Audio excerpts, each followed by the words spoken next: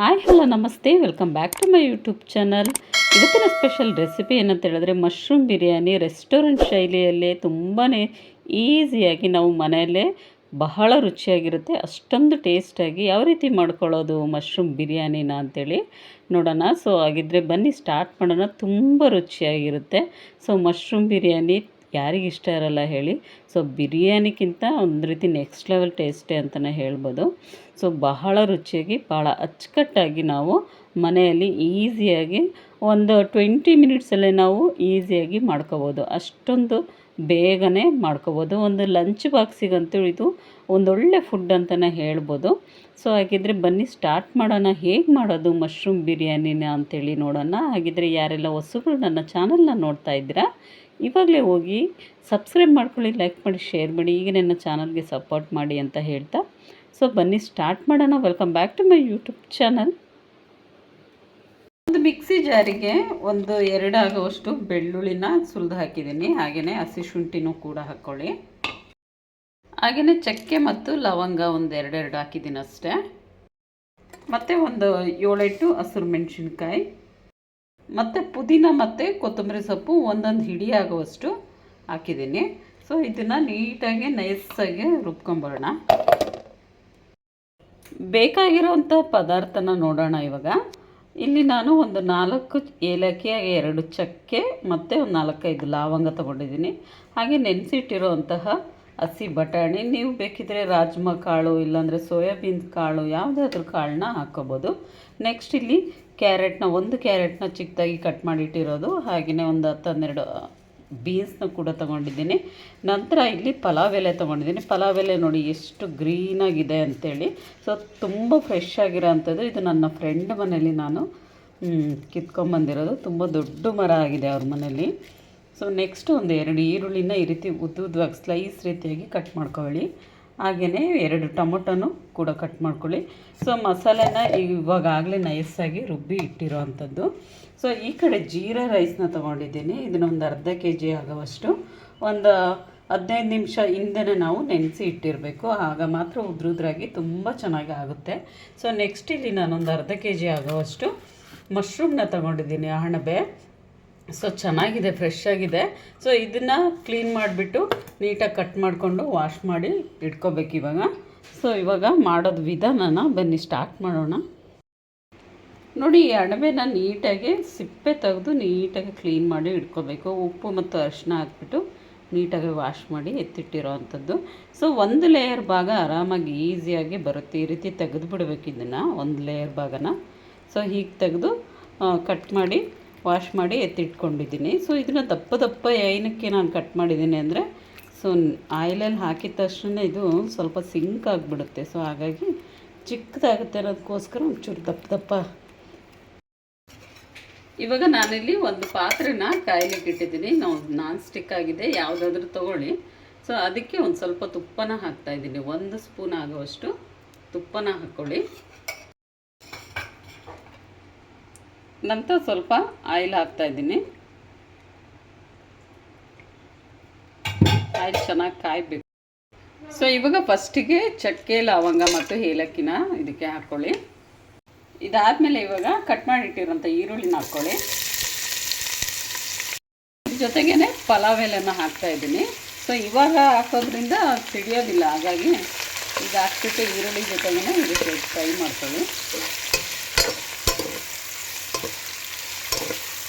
ಒಳ್ಳೆ ಫ್ಲೇವರ್ ಬರುತ್ತೆ ಈ ಪಲಾವ್ ಎಲೆ ಹಾಕೋದ್ರಿಂದ. ಅದು ಅಲ್ಲದೆ ಹಸಿ ಇದೆಯಲ್ವಾ, ಫ್ರೆಶ್ ಆಗಿದೆ, ಇನ್ನೂ ಆರಾಮ ಅದ್ರದ್ದು ತುಂಬಾ ಜಾಸ್ತಿ ಇರುತ್ತೆ. ಸ್ವಲ್ಪ ಕಲರ್ ಚೇಂಜ್ ಆಗಲಿ ಈರುಳ್ಳಿದು, ಅಲ್ಲಿವರೆಗೂ ಫ್ರೈ ಮಾಡ್ಕೊಳ್ಳಿ. ನೋಡಿ, ಇವಾಗ ಈರುಳ್ಳಿ ಕಲರು ಚೇಂಜ್ ಆಗಿದೆ. ಸೊ ಇವಾಗ ನಾನಿವಾಗ ಟೊಮೊಟೊ ಹಾಕ್ತಾಯಿದ್ದೀನಿ. ಹಾಕ್ಬಿಟ್ಟು ಇದನ್ನು ಕೂಡ ಫ್ರೈ ಮಾಡ್ಕೊಳ್ಳಿ. ಸೊ ಟೊಮೊಟೊ ಸ್ವಲ್ಪ ಸಾಫ್ಟ್ ಆಗೋವರೆಗೂ ಫ್ರೈ ಮಾಡ್ಕೊಳ್ಳಿ.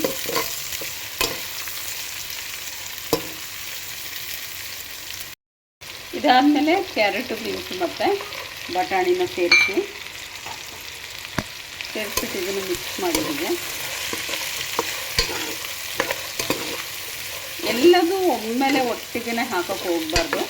ಸ್ಟೆಪ್ ಬೈ ಸ್ಟೆಪ್ ಹಾಕಿದ್ರೆ ಟೇಸ್ಟ್ ಕೂಡ ಚೆನ್ನಾಗಿರುತ್ತೆ. ಅದರ ಒಂದು ವೆಜಿಟೇಬಲ್ ಹಾಕಿರ್ತೀವಲ್ವ, ಅದರ ಒಂದು ಘಮನೂ ಕೂಡ ರೈಸಿಗೆ ಬಿಟ್ಕೊಂಡಿರುತ್ತೆ. ಸೊ ಹಾಗಾಗಿ ಈ ರೀತಿ ಮಾಡಿ ನೋಡಿ. ಸೊ ಇವಾಗ ಇದಕ್ಕೆ ಮಶ್ರೂಮ್ನ ಸೇರಿಸ್ಕೊಳ್ಳಿ. ಸೊ ಮಶ್ರೂಮ್ ಸ್ವಲ್ಪ ಜಾಸ್ತಿನೇ ನಾನು ತೊಗೊಂಡಿದ್ದೀನಿ. ಸೊ ಟೇಸ್ಟ್ ವೈಸ್ ಕೂಡ ಚೆನ್ನಾಗಿರುತ್ತೆ. ಹಾಕಿ ಇದನ್ನು ಕೂಡ ನೀಟಾಗಿ ಇರುತ್ತೆ, ಮಿಕ್ಸ್ ಮಾಡಿ.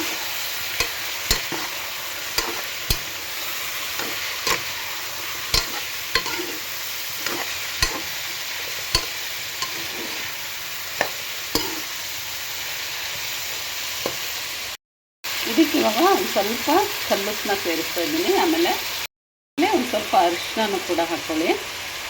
ಹಾಕ್ಕೊಂಡು ಮಿಕ್ಸ್ ಮಾಡ್ಕೊಳ್ಳಿ ಇದನ್ನು.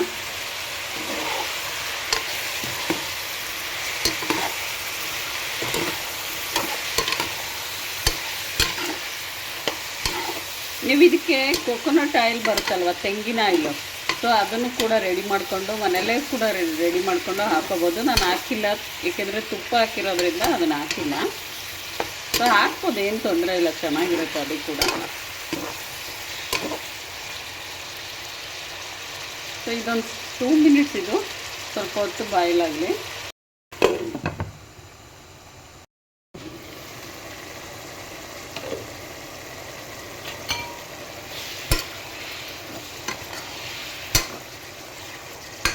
ಇವಾಗ ಇದಕ್ಕೆ ರುಬ್ಬಿಟ್ಟಿರೋಂಥ ಮಸಾಲೆ ಮಿಶ್ರಣವನ್ನು ಇದಕ್ಕೆ ಸೇರಿಸ್ಕೊಳ್ಳಿ.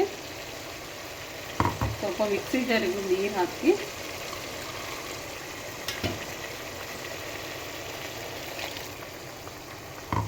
ಮಿಕ್ಸ್ ಮಾಡಿ. ಇದೆಲ್ಲ ಖಾರನೆಲ್ಲ ಇದು ಮಶ್ರೂಮ್ಗೆ ಹಿಡಿಬೇಕು ಚೆನ್ನಾಗಿ. ಸೊ ಅಲ್ಲಿವರೆಗೂ ನಾವು ಇದನ್ನು ಸ್ವಲ್ಪ ಹೊತ್ತು ಕುದಿಸ್ಕೊಳ್ಳೋಣ.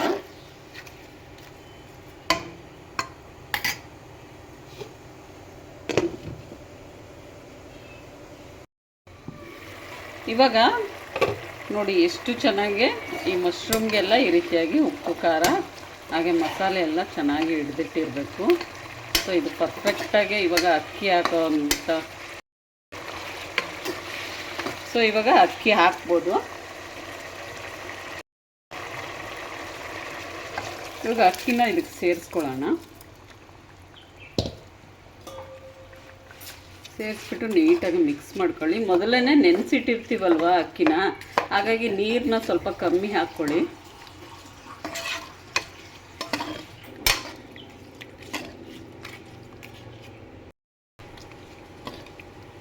ಸೊ ಇವಾಗ ಮತ್ತೊಮ್ಮೆ ನೀವು ಉಪ್ಪೇನಾದರೂ ಕಮ್ಮಿ ಆದರೆ ಒಂದು ಸರಿ ಟೇಸ್ಟ್ ನೋಡ್ಕೊಂಡು ಹಾಕ್ಕೊಳ್ಳಿ.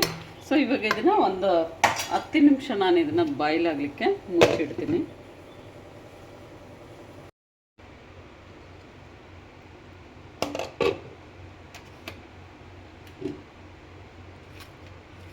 ಸೊ ನೋಡಿ ರೆಡಿ ಆಯ್ತು. ಇವಾಗ ತುಂಬ ಚೆನ್ನಾಗಿ, ತುಂಬ ಉದುರಾಗಿ ಭಾಳ ಚೆನ್ನಾಗಾಗಿದೆ. ಸೊ ಮಶ್ರೂಮ್ ಬಿರಿಯಾನಿ ರೆಡಿ ಆಯಿತು. ತುಂಬಾ ಈಸಿಯಾಗಿ, ಟೇಸ್ಟ್ ಮಾತ್ರ ನೆಕ್ಸ್ಟ್ ಲೆವೆಲ್ ಅಂತಲೇ ಹೇಳ್ಬೋದು. ನೋಡಿ ಇದಕ್ಕೆ ನಾನು ಯಾವುದೇ ರೀತಿಯಾದಂತಹ ರೆಡಿ ಪೌಡರ್ ಆಗಿರ್ಬೋದು, ಗರಂ ಮಸಾಲ ಪೌಡರ್ ಆಗಿರ್ಬೋದು, ಯಾವುದು ಕೂಡ ಹಾಕ್ದೇ ಮಾಡಿರೋ ಅಂಥದ್ದು ಬಹಳನೇ ಟೇಸ್ಟಾಗಿರುತ್ತೆ. ಮನೇಲಿರೋಂತಹ ಪದಾರ್ಥನೇ ಬಳಸ್ಕೊಂಡು ನಾವು ಬಿರಿಯಾನಿನ ತುಂಬಾ ಟೇಸ್ಟಾಗಿ ಮಾಡ್ಕೋಬೋದು. ಸೊ ನೋಡಿದ್ರಲ್ವ ಮಶ್ರೂಮ್ ಬಿರಿಯಾನಿ ಹೇಗೆ ಮಾಡೋದು ಅಂಥೇಳಿ.